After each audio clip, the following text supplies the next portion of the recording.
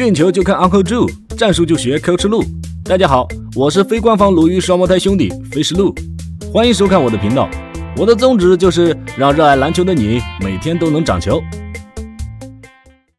这场比赛后，威少与浓眉哥两个人肯定会疯掉一个。全场9记失误已经不能说明威少本场比赛传球有多么糟糕。让我们来一起数数。第一个，第二个，浓眉到最后都想不明白，这是给我的传球吗？我也是看了3遍录像，才根据威少面朝方向和传球路线勉强判断这就是给浓眉哥的。我们继续，第三个，第四个，有点看不下去了。这时候比赛才用了不到8分钟，威少也是凭借一己之力把浓眉哥搞疯了4次。到这里你们或许会理解为什么我会说9记失误并不能体现威少的传球功力。如果只是传丢，譬如哈登这些球员也常干这事儿。但是从比赛画面我们才能了解，威少并不是失误这么简单。你会以为这球场上有3支球队，湖人、太阳还有威少。有时候这种传给空气的篮球确实会让你们看到头皮发麻。更尴尬的是，这场比赛在威少的对面正好有一名纯正的控球后卫克里斯保罗。相较于威少，保罗的传球其实没有什么特别，但他总是能传到正确的位置，让自己的助攻变得十分具有价值。甚至有时候即使保罗的传球没有形成助攻，你们也会忍不住感叹这名球员的传球功力。这部影片就让鲈鱼对比克里斯保罗与威少的传球。对不起，放错了，我会对他们的传球模式进行分解，究竟威少差在哪里？让我们进入影片吧。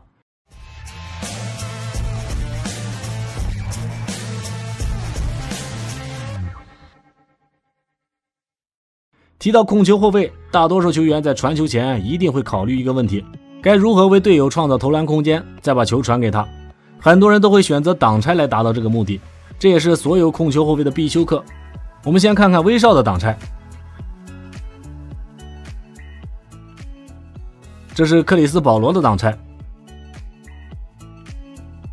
明明保罗速度没有威少那么快，为什么保罗的防守者总是精准地撞在挡拆人身上呢？我们先分解一下克里斯保罗的挡拆模式。这里有一处值得我们注意，在艾顿设立挡拆这段时间，保罗基本是保持在原地不动的。虽然他还在拍球，但位置一直没有发生变化。保罗在借助挡拆时，他会先观察防守球员的站位，这时向左侧突破明显是一个好的选择。而保罗在突破时，他并没有把眼前的里弗斯当成目标，他将自己的队友艾顿作为他突破的目标。所以他在借助挡拆时会瞄准艾顿的左侧，贴着艾顿身体完成加速，而不是里弗斯。随后里弗斯就被艾顿挡得死死的，让保罗跑到禁区，形成大打小的局面。这涉及到2个重点：第一，可以耐心点等队友落位挡拆；第二，选择合适的突破方向。最重要的是一定要足够耐心。你们看，耐心等艾顿挡拆再加速，这不仅需要挡拆质量，关键是持球的你要把防守引到挡拆身上。我们再看威少的挡拆，有点太急了，所以艾顿完全不担心威少会中投，因为布里奇斯还在他的身边，他只要蹲在禁区再回到小乔丹身边就好。威少没有跑到布里奇斯身前，这意味着他的挡拆发起对艾顿来说没有任何进攻威胁。没有威胁，小乔丹就没有顺下空间，以至于最后没有必要去传球了。所以我们都会说保罗是一名挡拆大师，但很少人会这么去形容威少。威少在挡拆这方面确实和保罗有很大差距，有时候速度太快还真的不是一件好事。但挡拆后的保罗并不是只会传球给艾顿，很多时候他就像背后长了双眼，十分精准传到队友手中。最神奇的是，保罗在借助挡拆时，他没有看过巴恩斯方向，却十分自信那个位置就是空位。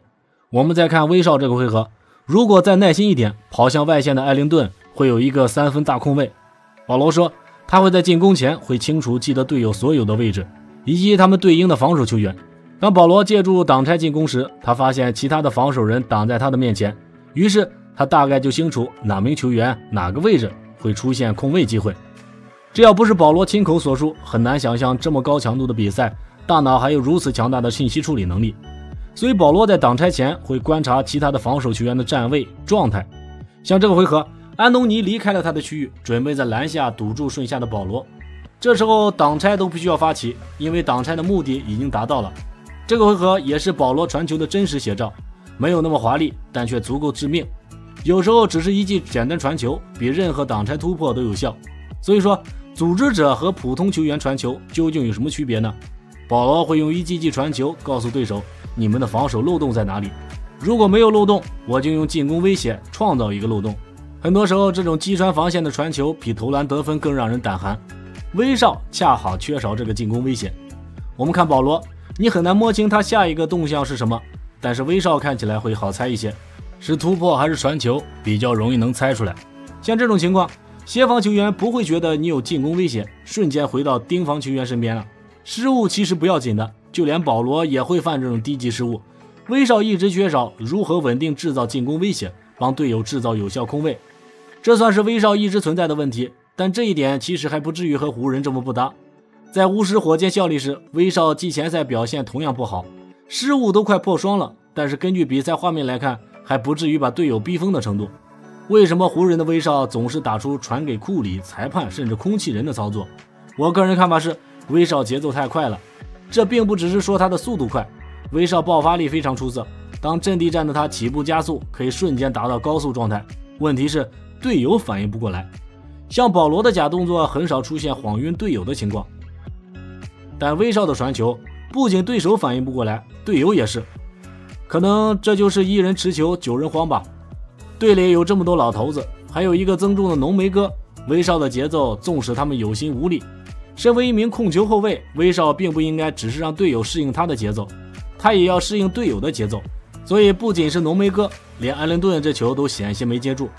我在影片开头提到一句，威少和湖人更像是两支球队。你们会发现，当隆多上场替威少时，湖人进攻至少变得井然有序，会有失误，但进攻节奏慢下来，打得更好了。失误是难免的，关键是整场比赛节奏在谁的手中。对保罗和勒布朗来说，你要打快我能打阵地战我也能用传球制造机会。所以说，这不仅是威少与队友的配合那么简单，这支球队的年龄并不只是一句玩笑话，有时候有心无力是真的。像这种球，这哪是什么配合问题，浓眉要是真出现在你传球的位置，基本就是回场违例了。热身赛输球并不值得在意，但这种模式输球问题真的蛮大的。所以如果威少还是用这种快节奏方式打自己的篮球，我对湖人真的要保持中立态度。这些传球对朝气蓬勃的年轻人是有用的，他们至少跟得上威少，但湖人这些球员真的能跟上吗？我们新赛季再看吧。迈阿密热火虽然输掉了总决赛，却仍可以用意气风发来形容。小球时代的中锋，潜力无限的外线射手，贡献2场超神表演的球队领袖，这支球队他们放出的光芒足以让所有人给予高度的重视。但去年的结局想必大家都清楚了，被公鹿按在地上狂揍的热火真的是一点脾气都没有。但今年的热火迎来了新的春天，暴龙首发控卫洛瑞的加盟为这支球队灌输了巨大的能量，但从数据上来看可能没有那么过于明显，5分4板7助攻，2分5板10助攻。单从数据来看，我们就能明白洛瑞的工作，分担巴特勒的组织压力，以持球组织为首要任务，这是我们都清楚的。当我们去观看比赛时，感受到的绝不是传2个球那么简单。洛瑞为这支球队灌输的真的是灵魂级别的血液。那么他是如何做到的呢？上赛季进攻异常便秘的球队，为什么经由他手就能起到妙手回春的效果呢？这部影片就让鲈鱼为大家解析洛瑞持球下的热火蜕变有多么巨大。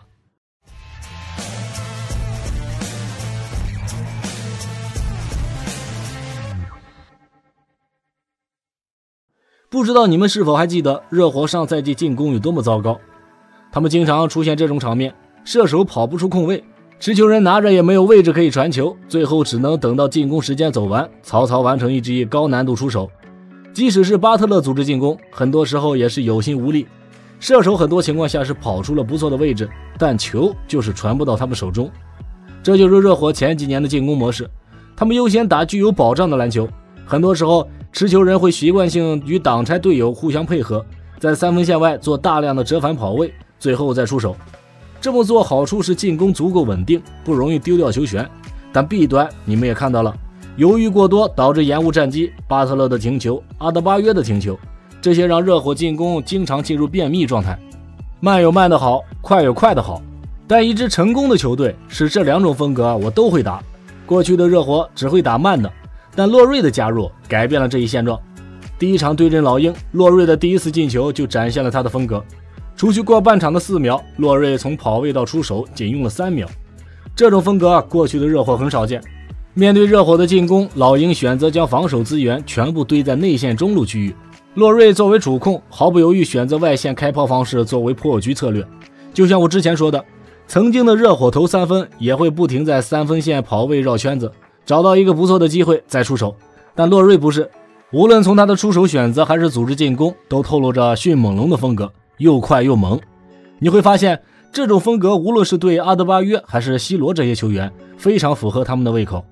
当阿德巴约快速顺下时，洛瑞传球直接精准地喂到他的手中。热火进攻最缺少的就是这种传球。为什么过去的热火无论是攻防转换还是阵地战进攻总是慢吞吞的？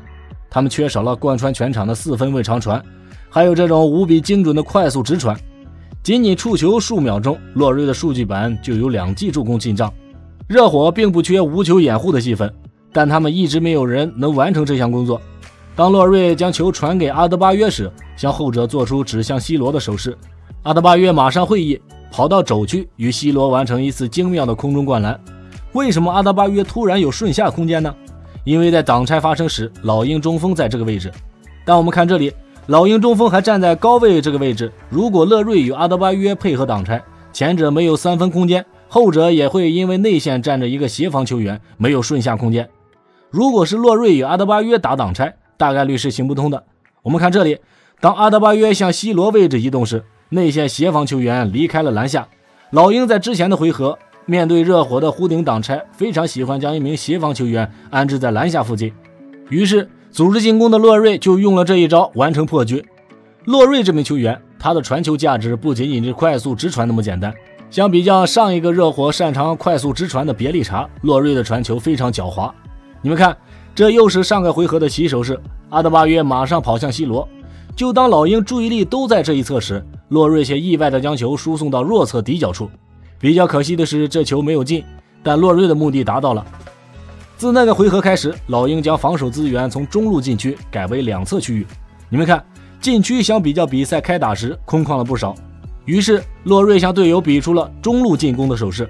当洛瑞将球交给西罗，跑向45度外线区域时，你们看，中间很空旷，老鹰将防守资源放在了2侧。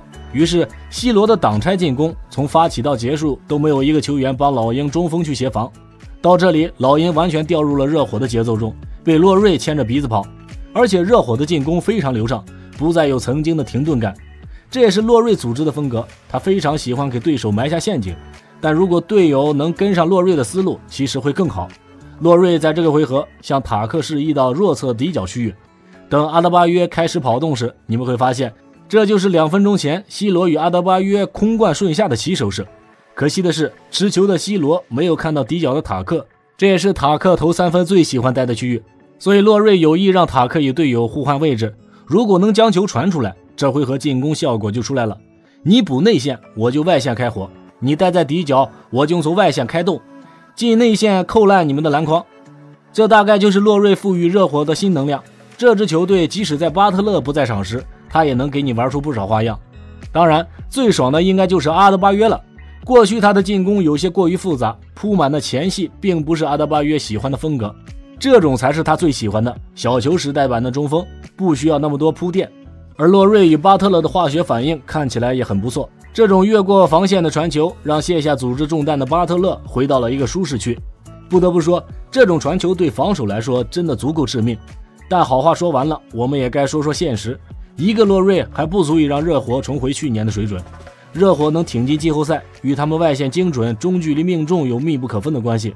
简单来说，洛瑞是解放了巴特勒的压力，那你得在进攻端搞出点事情。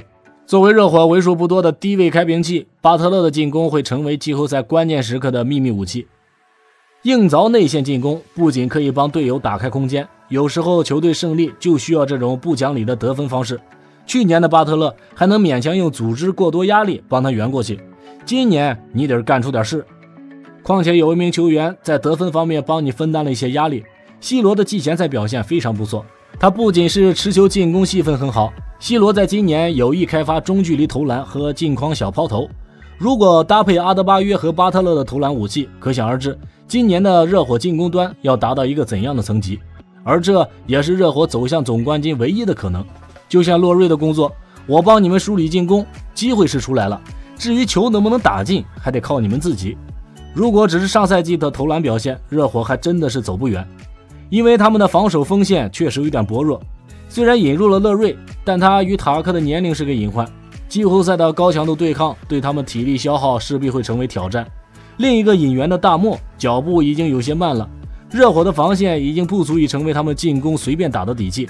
要想获得总冠军，真的要看这3名球员了。再一次赢得了助攻王，更是带领太阳打出本赛季联盟第1的64胜18负的战绩，刷新了队史纪录。到了季后赛，面对年轻的鹈鹕，在没有布克的情况下，他们一度被认为要被黑八，可保罗一次次在末节上演了个人英雄主义的表演，在决胜战更是全场14次出手全部命中，打出了季后赛历史最完美的进攻表现之一，带队挺进第2轮。而来到第2轮，面对例行赛防守强硬的独行侠，保罗依旧是熟悉的模式，前3节划水，最后1节爆发。局2第4节，保罗交出了6投6中的惊人表现，以一己之力瓦解独行侠的防守，杀死比赛悬念。那么这部影片，陆瑜就为大家分析圣保罗是如何轻描淡写的瓦解独行侠的防守，不断上演不老传说的。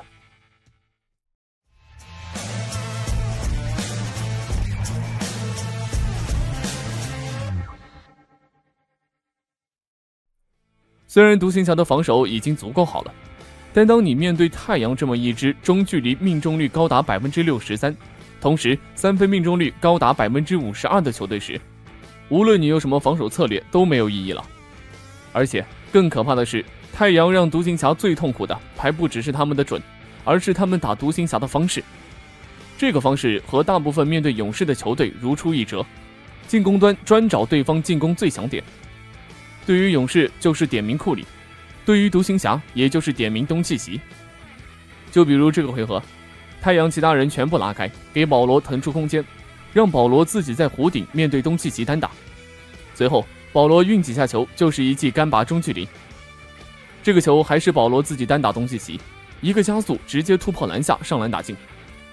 从这几个球我们就可以看出来，太阳第2场这场拿出了一个起点，点名东契奇。这个目的其实很简单，并不是因为东契奇的防守不行，纯是为了消耗他的体力。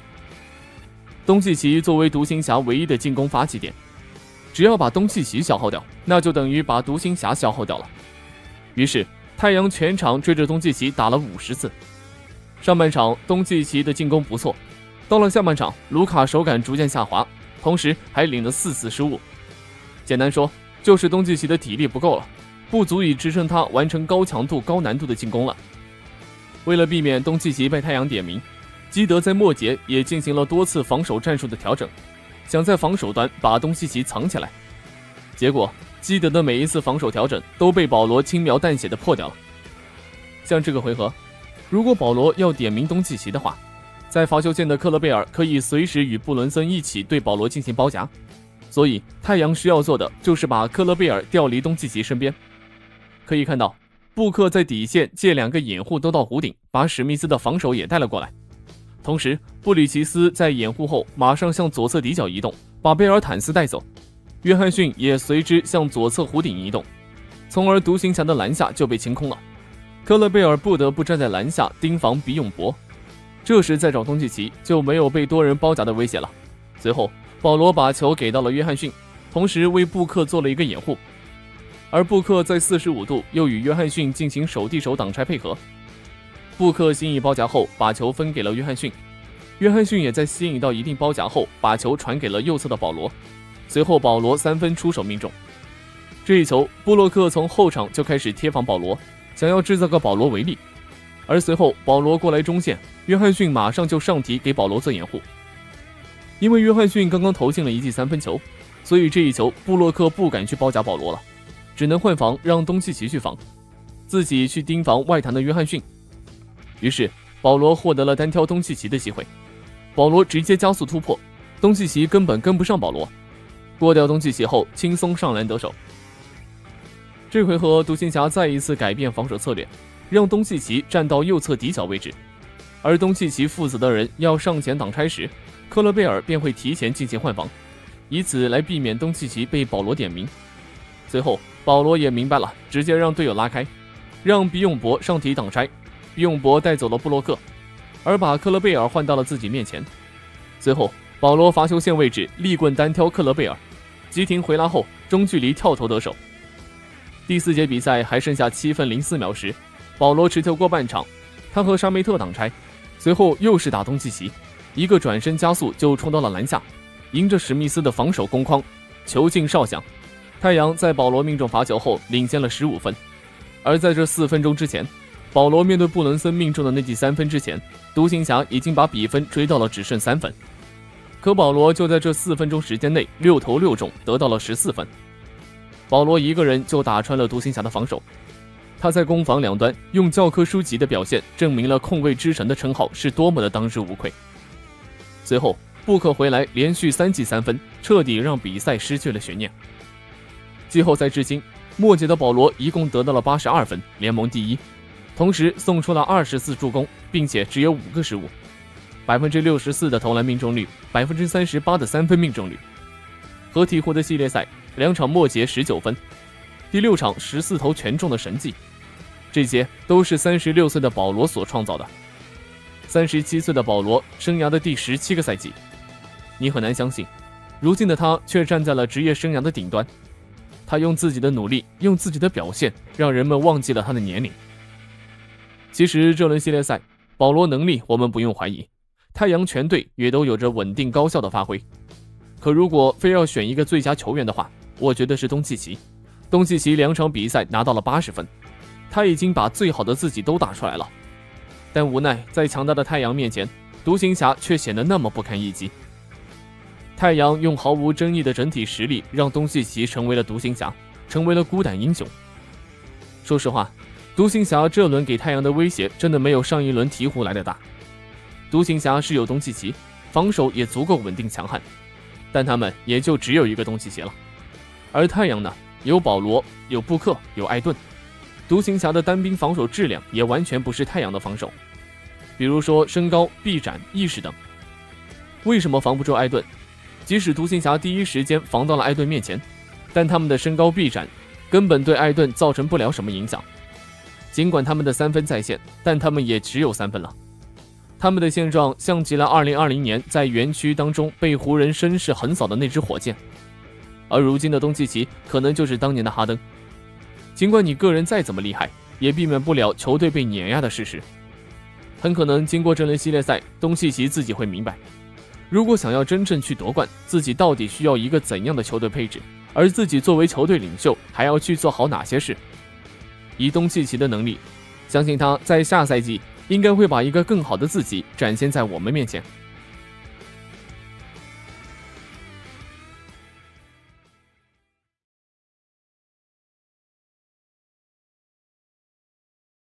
以上就是本部影片全部内容了。如果你喜欢鲈鱼的分析，请点点订阅，欢迎来评论区与鲈鱼一起涨球。